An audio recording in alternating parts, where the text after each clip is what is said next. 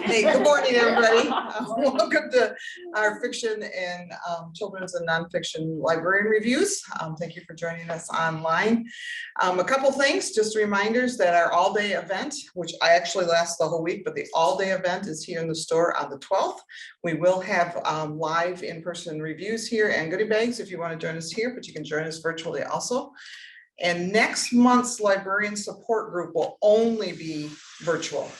It will not be live in the store and or at the Hound Zero location. Just a bad planning by my behalf, but something I couldn't avoid. So, and I do have a question. April 12th, right? April 12th, yep. So somebody just making sure that the all-day event was April 12th. So we're going to get started. I'm going to do the nonfiction. I do apologize for the 3 emails this morning.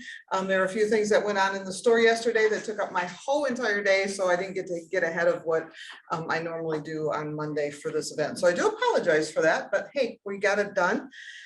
Those of you that got the list in the email, you will notice I am doing a different first book. Because I was doing a little more research on the one I had first, and it is probably a little bit of a controversial book, and I really just do not want to deal with it. So I took that one off. This is the one I have instead, The History of Contemporary Praise and Worship, Understanding the Ideas that Reshaped the Protestant Church. So it is one of the things that talk about how we went from maybe just, you know, the pipe organs and hymns to what we're doing now with praise worship songs and maybe even a praise band. Some churches still have the pipe organs, which I do love listening to, and such like that. So just an interesting history of something that happened in our church and not too long ago. And then Sarah Jakes Roberts, yes, TD Jakes. I'm not sure if it's daughter or granddaughter now that I say that.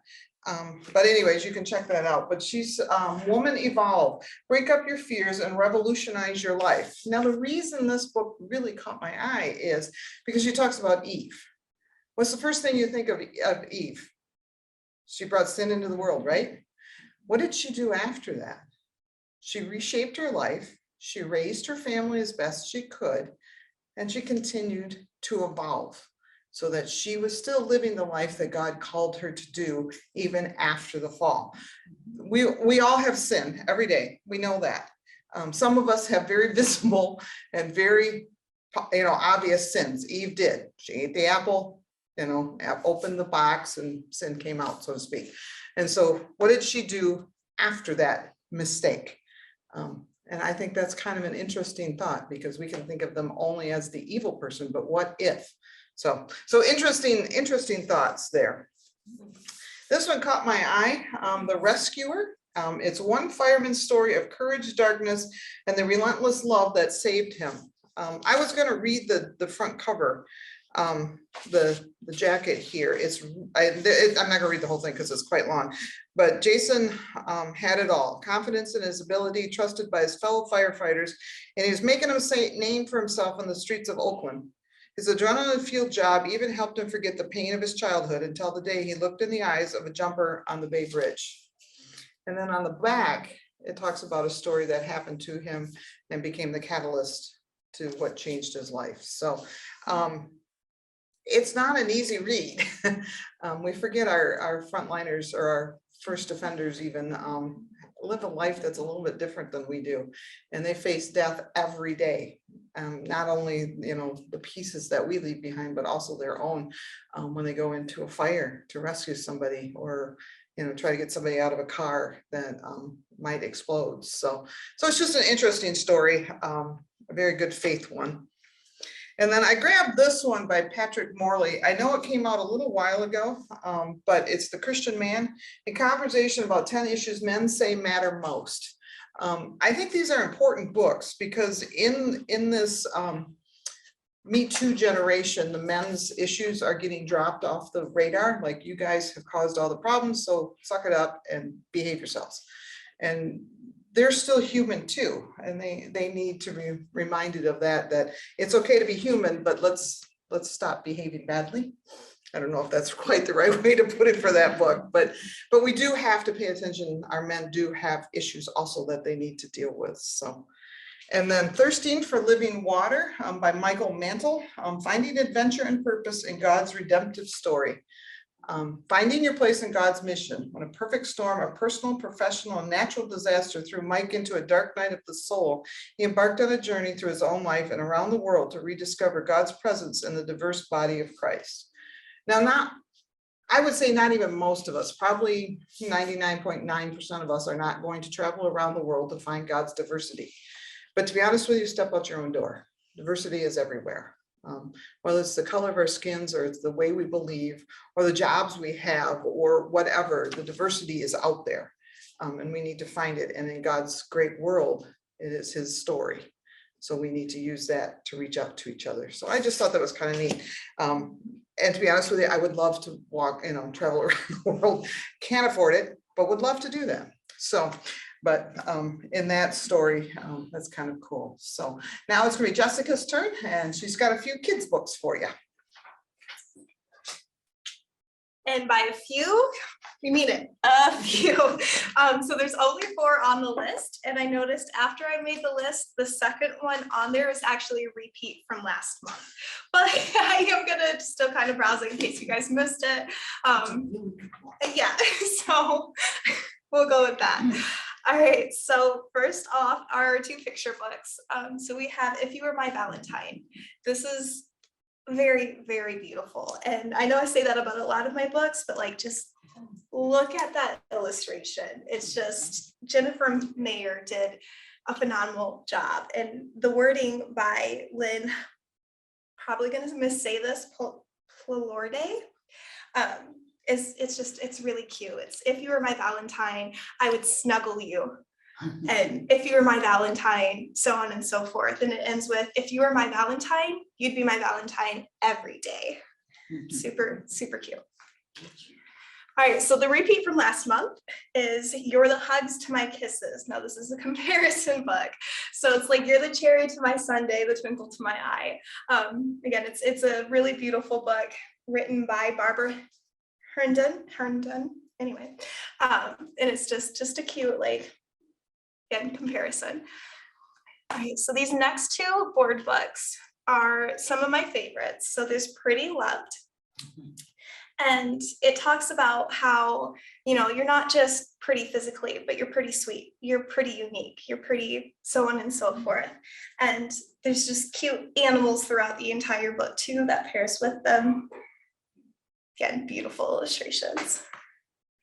All right, this next one I'm really, really excited about. We actually are going to have them in for story time the end of February on a Wednesday. I don't remember exactly what that date is, but it's by Eric and Meredith Strotenborg.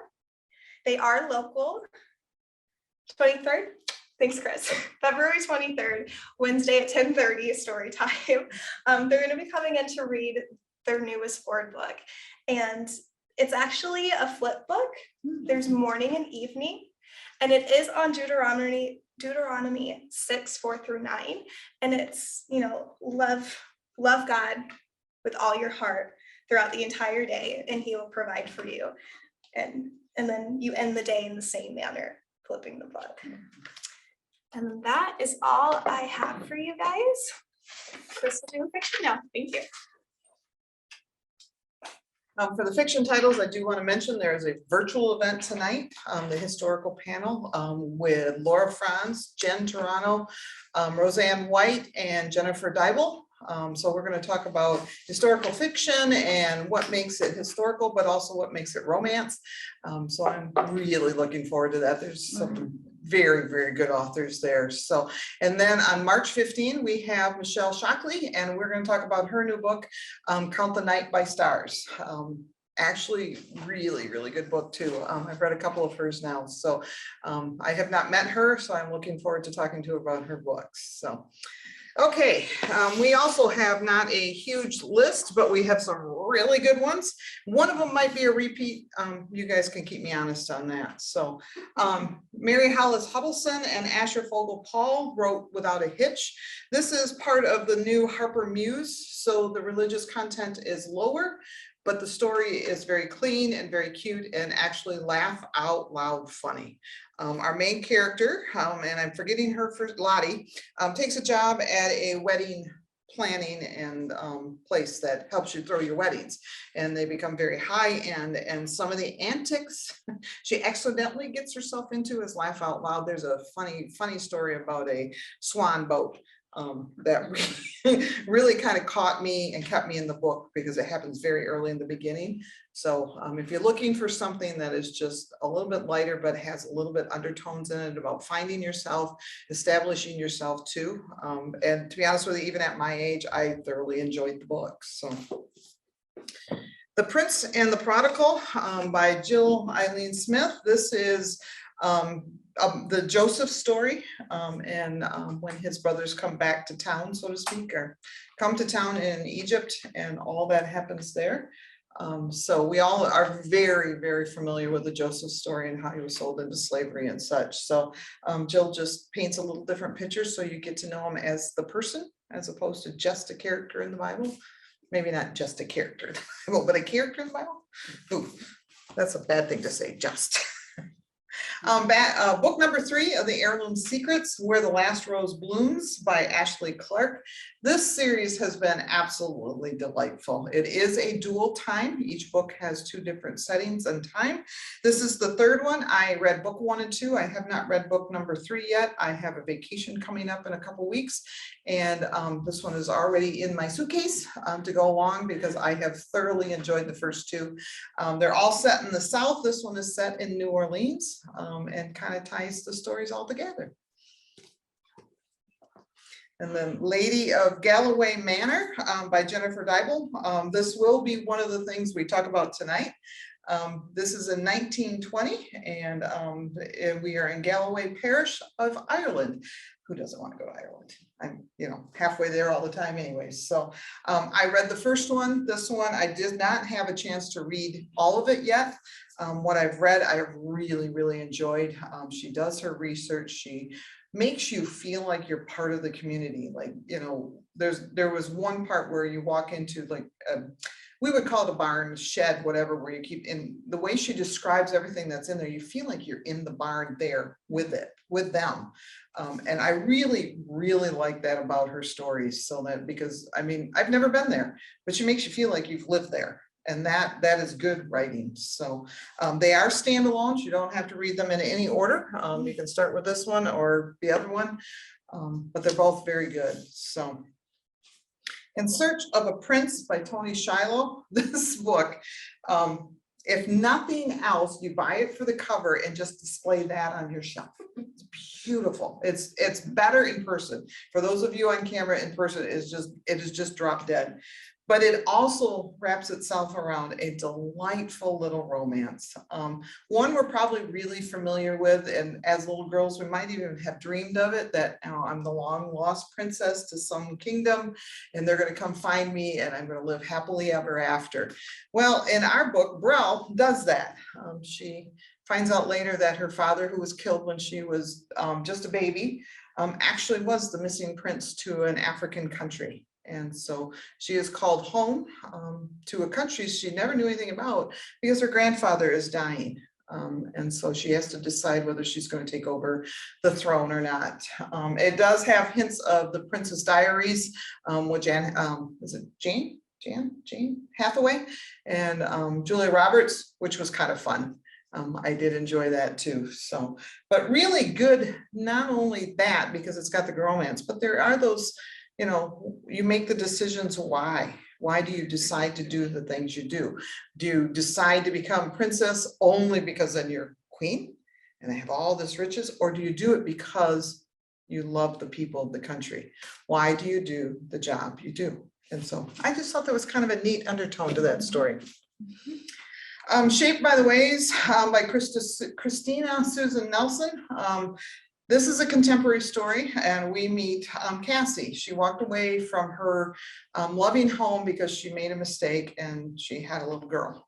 And she thought that her little community continued to judge her. So she went away and basically became a professional student, because if you stay a student, you don't have to pay back student loans, and she can't afford them. So she just keeps going to school, which, you know, there's something to be said for that. And she got a lot of good schooling. Yeah, exactly. Eventually it catches up with you. So, but she is called back to her little community in Oregon because the woman who raised her, her aunt, has Parkinson and then Parkinson's dementia. So, and she needs help. So back she goes, and she discovers that sometimes what we think other people are thinking of ourselves is completely wrong. And that, I think, is really nice. There's a lot that goes on in this story. I really, really enjoyed it. But there were times, like in real life, that things seem to pile up on you, and I got exhausted for Cassie. But it made it part of the story too, and that's what I really like. So she's got a couple other books out that also have a lot of good contemporary issues in them, and I really like this cover too. Jocelyn Green winds up her Windy City stories. This is another one that's already ready for my suitcase, because I've read book 1 and 2 and really enjoyed them. This one is set around when there is a SS Eastland capsized in the Chicago, I don't remember if it's the Chicago River or if it was in the lake. But anyways, there were quite a few people on board. There were things that happened. So this is the story of before, and then of course the aftermath of it. So I do recommend these in order because the characters are aging. So each time you follow somebody a little bit different. So, but I really enjoy these. She does her research. Yes, there is romance in it, but it's not a major theme. So you have the historical part of it that stands as the main theme of the story. So Amy Clipson's new one, she has started the Amish Legacy novels, Foundation of Love. Amy is one of those that people that still enjoy Amish are going to, but she's also just plain and simply a really good writer. She writes really good stories. I sell boatloads of her Amish books all the time. And so anybody that, if you have people in your libraries that are still reading Amish, make sure if you don't have Amy, you check her out. She also, I'm gonna sidetrack here just a little bit. She is doing, I don't know if you guys at home can see that, but she does have a contemporary series that she's doing that have nothing to do with Amish, and that is also selling very well, which, you know, tells you how good an author is. But this one is, they were only friends, but they wanted so much more. So a good love story. Barber is doing a new series called The Heroines of World War II. Each one is a standalone. Each one is written by a different author. Now, I'm not saying there isn't going to be crossover where an author will have more than one. But I love this series. Some of these things I knew, like this one with Miss Weatherspoon Goes to War. Mary talks about in her book here that the women pilots that were out there, that they did a load of things. They trained the male pilots, and the male pilots went off to Europe to find war. They transported across the oceans and across the country different either troops or other airplanes, or they test drove them and crashed and burned a lot of times. They also, this one, okay, you couldn't pay me enough money to do this. Okay, so you have green military men on the ground practicing shooting at artillery, or their artillery at flying planes. These women would drag the targets across the sky while these guys were shooting at them. No, but thank you for offering. And they did it. So this is just one of those stories. Miss Weatherspoon Goes to War. She's just one of the WASP pilots and what she does. And of course, there is a very handsome other pilot in there. So makes for a fun read. But finding these things out, and I love that Barber is doing this and the authors are doing this. The author notes in the back are fascinating. So make sure you read those. I recommend them after the book because you'll get some of the story in there otherwise. So I am almost exactly halfway through this book. Not quite, but half almost. And I started on Sunday. I would have read it yesterday, but I did not get home until after 8 o'clock. So I didn't get much reading done yesterday, but Port Stevens, We Were King. She wrote the book, The June Boys. Was it last year or the year before? I don't remember when it came out because somewhere in their paperback came out. So, but very good straight mystery. And it took me almost to the end of the book to figure it out. And now we got another one, and it's a 20-year-old mystery, and this woman was killed, and the woman who is accused of killing her is on death row. The government has passed a new law. She has 30 days to prove her innocence, or she's going to be killed. And, whatever fashion, I think it's Virginia does. Maybe it's Kentucky. Boy, now I don't remember. That's what happens when you read 2 books at once. But anyways, so I mean, it has my attention. I would sit and read this the rest of the day and finish it. Now, my boss never lets me do that, but that's a whole different problem. But these are good. If you're looking for straight mysteries or straight guidebooks, these are it. Now, because there's really good female characters, there's very good male characters, and there's a really good mystery. Because she lays the crumbs out there, but you gotta find them. Because she doesn't just, who do you trust, who do you not trust, why is this happening? I mean, there's a lot going on and you have to pay attention, but that's what makes a good mystery. So if you haven't read the June Boys, you can read them in any order. They have nothing to do with each other. I recommend that one too, because that one is just as good as this one. So I'm looking forward to finishing it very, very shortly. So did we do this one last month? Does anybody remember? I didn't think so, because it wasn't on the list, but I've missed them on the list before. So Until Leah's Fall in Paris by Sarah Sundin. This is a beautifully written book. There is a bookstore in Paris called Shakespeare and Company. And there's a lot of history, and you can do the research on it, but part of their history is they were part of the resistance in Paris during World War II. So this is based loosely on what Shakespeare and Company did, but she creates a different bookstore. Okay, so it's not the same thing. But there are 2 Americans living in Paris when France and Germany go to war. America's not at war. So what do? Do you go home or do you stay? And so that is the decisions they make. To be honest with you, all the covers are really great, but Baker Publishing through Bethany and Ravel, they're knocking it out of the park with these covers lately. So I did this book in probably less than a week.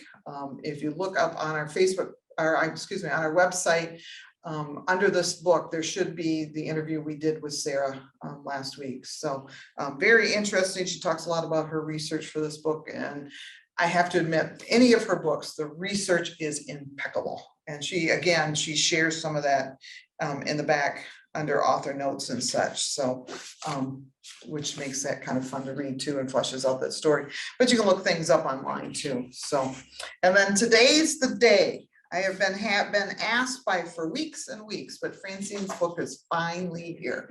Yay! The Lady's Mine. We head back to California during the gold rush. It's a very interesting little story. This young lady is kicked out of her home by her stepdad because she continues to get in trouble by protesting about women's rights and things like that.